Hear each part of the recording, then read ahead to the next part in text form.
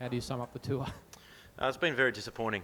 To not make it through to the semi-final stage has been really disappointing from a team's point of view. I mean, I think we've let ourselves down in all three disciplines over the first couple of games, and in such a short format like this, that really comes back to haunt you quickly. When you have games back-to-back like this, I think momentum's absolutely crucial, and we probably let that slip in the West Indies game, and then when we got to the Indian game, we were out of the tournament. So, I mean, very disappointing. I mean, we come here with hopes to win the competition, and we're going home with nothing. Can you take anything positive out of the tournament?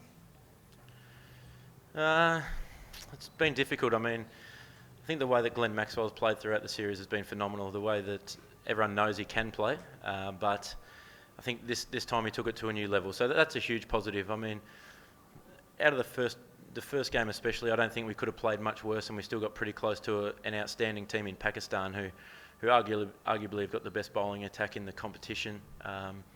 So I think that there's a few positives to take out, but by and large, not a huge amount. I mean, like I said, we come here to win the tournament, and anything less we're not happy with, and to win 1 out of 4 has been very disappointing.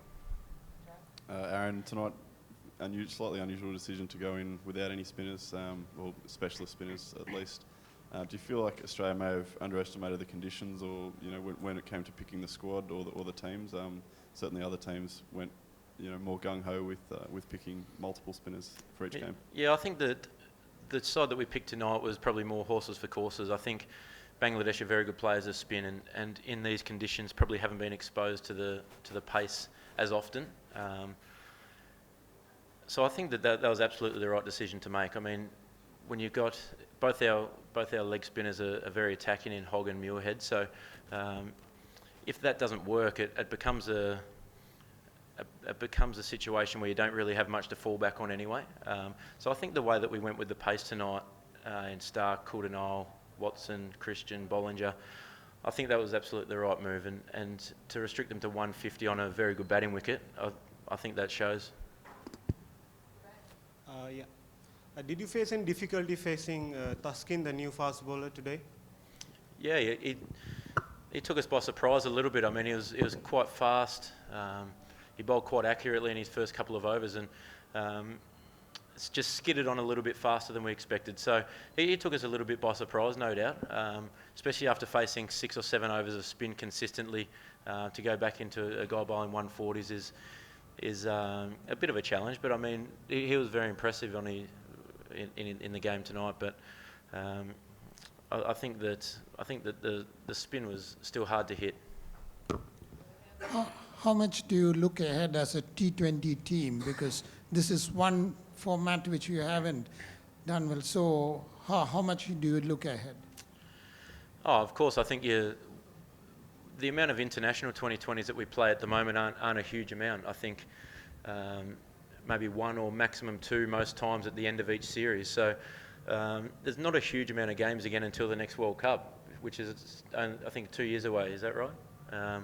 So there's actually not too many games. So you have to prepare and plan pretty quick. And we're lucky enough to have the Big Bash League, which is a fantastic competition to be able to pick and choose players from. So I think we have to act quickly. I mean, I think our next game in this format is against Pakistan in the UAE from the top of my head. So that's going to be a huge challenge as well. So with the IPL coming up and things like that, I think that guys will still have enough 2020 cricket to prepare for that. And during that opening partnership, was there any thought at all of what might have been had you guys got off to such starts in the earlier games? Yeah, it's disappointing. I mean, I think myself and Davey have both been very disappointing in this tournament as a partnership. I think what makes it even more disappointing that it took until the final game to have a big partnership and to be out of the tournament already, to not be able to progress and then provide a good start for the side was very disappointing and something that is a bit it's frustrating because we both come here with high expectations as well of each other and ourselves. So I mean, Yeah, I don't think we played particularly well in the first 3 games, and that's okay. I mean, in such a short format, you have to rely on your openers heavily, and we didn't do that. So we take a lot of responsibility. 250s in this tournament. You didn't finish off the game again tonight. Of course, the one in Perth as well, the England one-dayer. Is that something you really need to work hard on to finish a game when you've got a really good start? I think I've won enough games off my own bat in various competitions. So whether I'm not out at the end or you need 10 or 15 runs, I think I still got us into a position that we could walk over the line tonight. So I don't count tonight as one of those situations of not getting the team home. Obviously, it would have been nice to be there at the end, but that's okay. Aaron, over here. There was a vociferous appeal for caught behind of one of the spinners, and the replay seemed to suggest that there was an edge. Did you know there was an edge? I didn't feel anything on the bat. I heard something, but next. Are you prepared to stick your neck out and pick a winner for the tournament?